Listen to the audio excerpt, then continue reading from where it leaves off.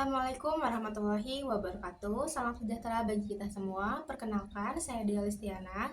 Dalam video ini, saya akan mempresentasikan hasil simulasi audit individu dengan topik audit terhadap kepatuhan prosedur teller bank.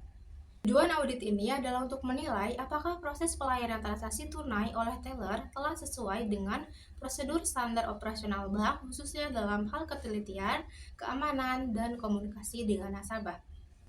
Selanjutnya ada perencanaan audit. Pada tahapan ini saya akan melakukan tahapan-tahapan perencanaan audit dengan langkah-langkah sebagai berikut. Yang pertama ada tujuan audit. Audit ini bertujuan untuk memastikan bahwa teller telah menjalankan transaksi tunai sudah sesuai dengan SOP. Yang kedua ada mengidentifikasi potensi risiko operasional dari pelanggaran prosedur. Yang ketiga memberikan rekomendasi atas penyimpangan atau kelemahan yang ditemukan. Selanjutnya ada area yang diaudit seperti lokasi transaksi kejadian. Yang kedua ada slip transaksi tunai nasabah.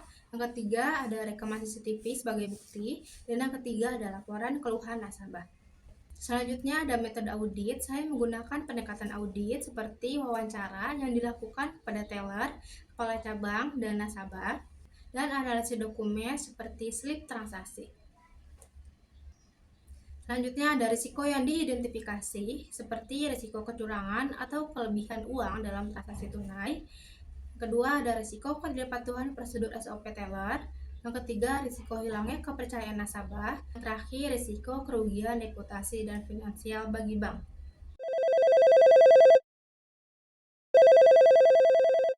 Selamat siang Bapak Giri, saya Dea dari tim audit internal pusat. Hari ini kami akan melakukan audit kepatuhan terhadap prosedur teller. Pagi Bu Dea, apakah ada hal khusus yang ingin diauditkan?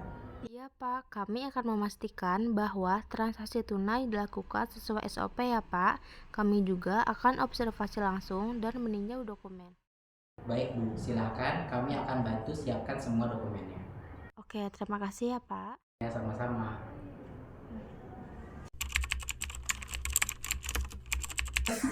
Permisi Pak, saya mengambil uang tunai sebesar 20 juta di loket, tapi setelah saya sampai di mobil dan saya hitung lagi uangnya itu hanya 18 juta Mbak. Bisa tolong membantu saya nggak ya Mbak?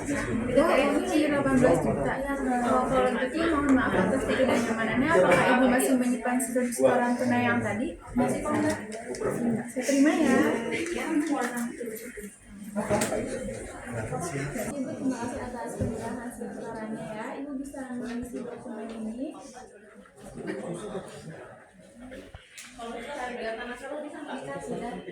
Selanjutnya apakah Ibu siap untuk dipanggil supervisor dan kepala cabang untuk mengikuti rapat? Siap Pak. Halo semuanya, selamat pagi. Hari ini kita akan mulai rapat pelaksanaan audit. Untuk Suci, silahkan. Ya, maaf ya, saya baru saja ngambil uang tunai nih sebesar 20 juta dari loket ini. Tapi setelah saya hitung di mobil, terdapat 18 juta saja, padahal di slipnya itu 20 juta, Pak. Oke, terima kasih ya Ibu Suci atas konfirmasinya. Kami akan mengecek slip transaksi dan rekaman CCTV-nya. Bapak Giri boleh dicek terlebih dahulu. Ya Bu, rekaman silakan. CCTV-nya. Boleh dilihat.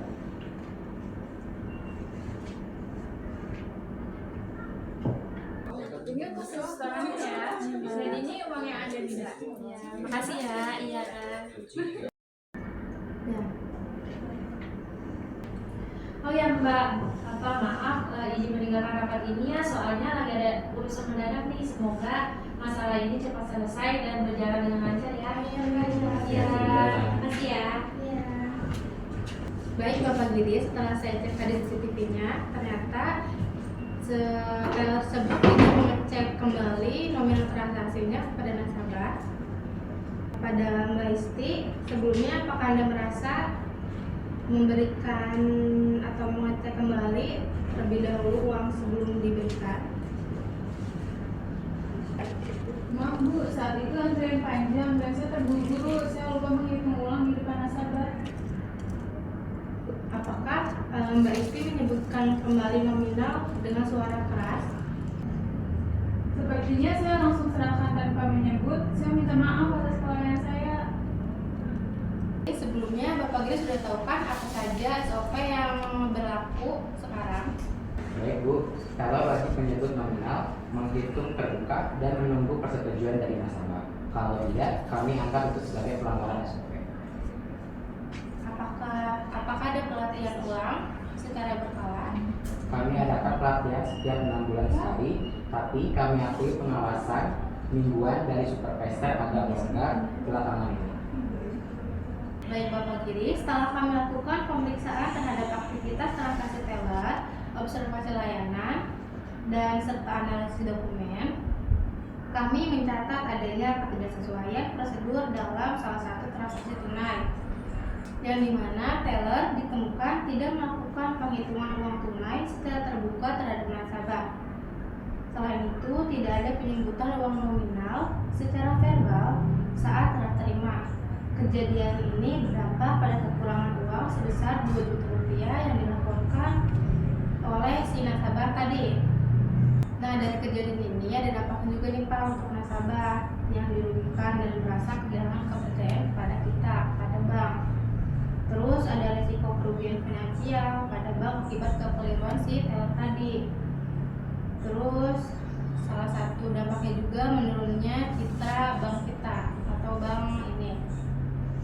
Kami sebenarnya sudah sampaikan SOP-nya, mungkin terdapat kelalaian.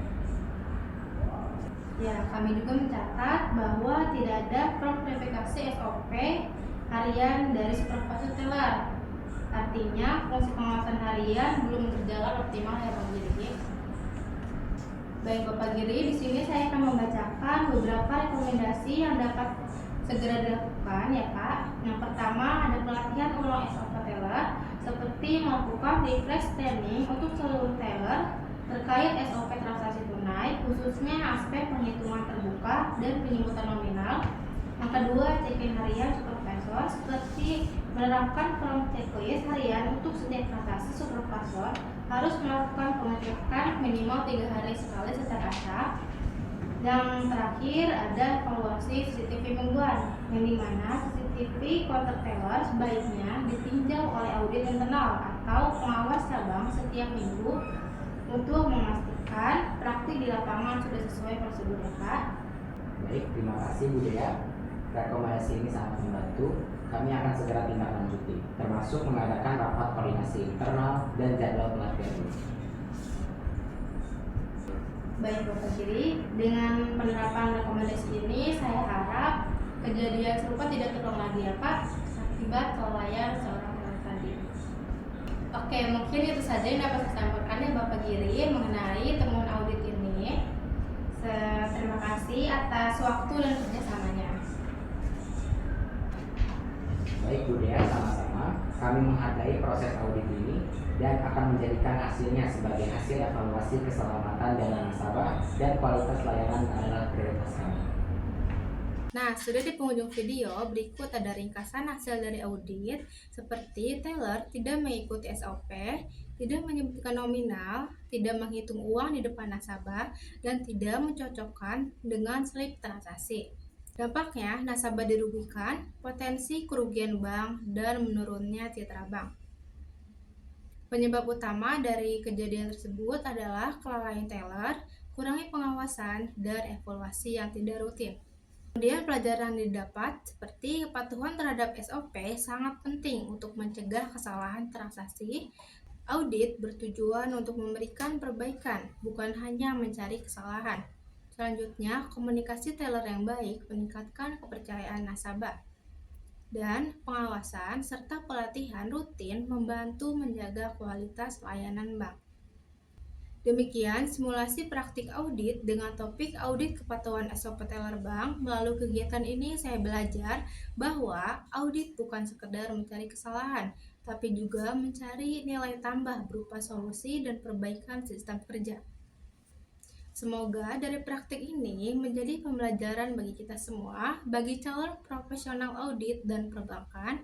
Terima kasih telah menyaksikan. Wassalamualaikum warahmatullahi wabarakatuh.